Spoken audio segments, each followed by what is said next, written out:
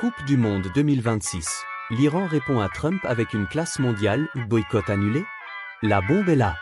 La réponse cinglante de l'Iran à Donald Trump sur la Coupe du Monde 2026 vient de tout faire exploser. Le ministre des Sports iranien assurait que l'Iran ne participerait pas au mondial, mais la sélection nationale sort du silence pour démentir tout forfait. Et Trump en prend plein la figure. Ça commence maintenant. La guerre au Moyen-Orient continue d'avoir des répercussions dans le monde du football. Ciblé par des frappes militaires américaines et israéliennes, l'Iran avait tapé du poing sur la table. Placé dans le groupe G de la prochaine Coupe du Monde 2026 avec la Belgique, l'Égypte et la Nouvelle-Zélande, le pays perse avait déclaré, par la voix de son ministre des Sports Ahmad Douayan-Mali, qu'il boycotterait la compétition. Le 11 mars dernier, il n'y est pas allé par 4 chemins, vu que ce gouvernement corrompu a assassiné notre leader, il n'y a aucune condition qui ferait qu'on participerait à cette Coupe du Monde. On nous a imposé 2 guerres en 8 ou 9 mois, et des milliers de nos citoyens ont été assassinés. Il n'y a aucune possibilité que l'on participe. Si c'était un autre pays organisateur, la communauté internationale aurait sûrement déjà réagi et elle lui aurait retiré l'organisation de la compétition.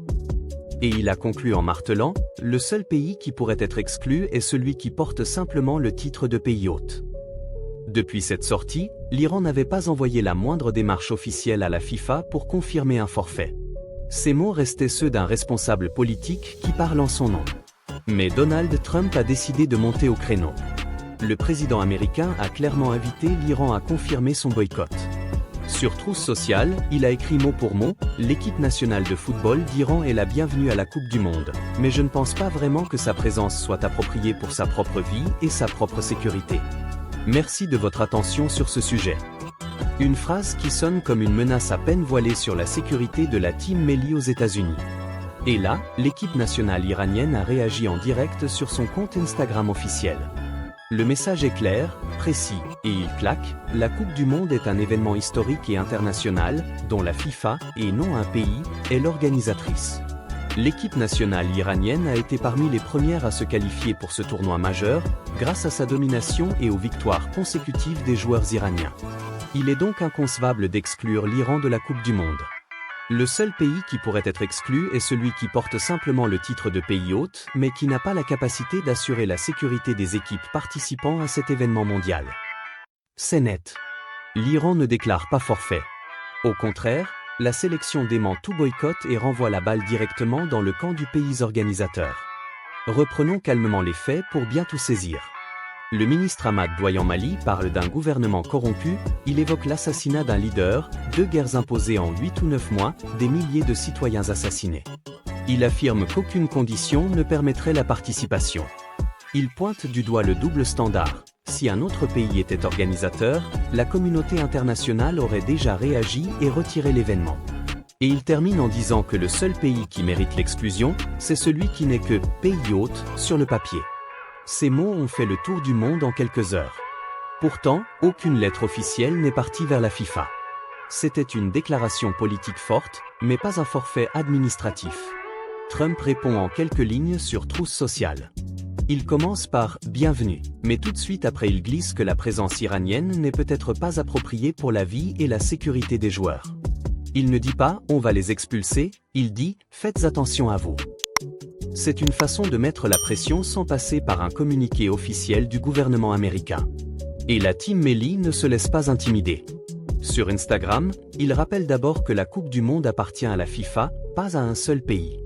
Il souligne qu'ils font partie des toutes premières nations qualifiées grâce à leurs résultats sur le terrain. Ils disent que les exclure est inconcevable. Et il conclut en retournant exactement l'argument de Trump, le pays qui risque l'exclusion, c'est celui qui n'arrive pas à garantir la sécurité de toutes les équipes. Cette réponse est un uppercut. Elle est calme, factuelle, et elle place la responsabilité là où elle doit être selon l'Iran, sur l'organisateur. Depuis ce post Instagram, la tension entre les États-Unis et l'Iran est montée d'un cran supplémentaire. L'Iran n'a toujours pas confirmé de forfait auprès de la FIFA. La sélection maintient sa position, ils sont qualifiés, ils veulent jouer, et c'est au pays hôte de faire son boulot. Dans le groupe G, tout le monde suit ça de très près.